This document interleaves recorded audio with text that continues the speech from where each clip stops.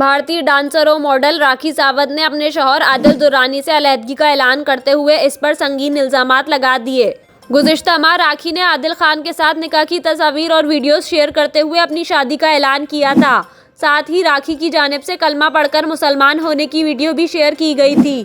ताहम वालदा के इंतकाल के बाद गुज़िश्ता दिनों राखी सावंत जिम के बाहर सहाफ़ियों से गुफ्तगू के दौरान शौहर आदिल के किसी और लड़की से ताल्लुक़ का इंकशाफ करते हुए रो पड़ी।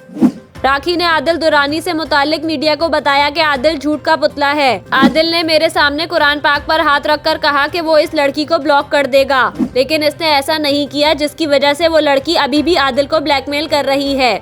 मैं आदिल को अभी भी मीडिया में लाई थी, अब मैं ही आप सबके पैर पड़ती हूँ, इसे स्टार ना बनाओ। भारतीय मीडिया के मुताबिक पीर को मीडिया से बातचीत करते हुए राखी ने कहा कि आदिल ने अपनी मुबैना गर्लफ्रेंड तन्नू की वजह से मुझसे अलैदगी इख्तियार कर ली है। राखी का कहना था कि आदिल ने आखिरकार फैसला कर लिया है कि वो तन्नू के साथ रहेगा। कल इसने मुझे बोल दिया कि मैं तुम्हें छोड़कर तन्नू के पास जा रहा हूँ, मैं अब इसके साथ रहूँगा। राखी सावंत ने कहा कि आदिल मुझे छोड़कर चला गया है, अब मैं मीडिया के साथ सब कुछ शेयर करूँगी।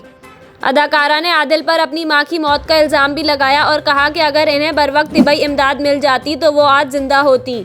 राखी ने आदिल पर इल्ज़ाम लगाया कि मेरी मां अस्पताल में दम तोड़ रही थी, आदिल के बैंक अकाउंट में पैसे होने के बावजूद इसने मुझे पैसे नहीं दिए, मेरी मां आदिल खान दुरानी की वजह से मर गई।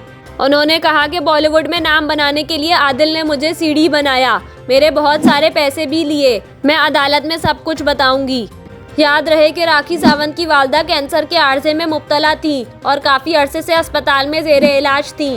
ताहम गुज़िश्ता माह के आखिर में इनका इंतकाल हो गया था।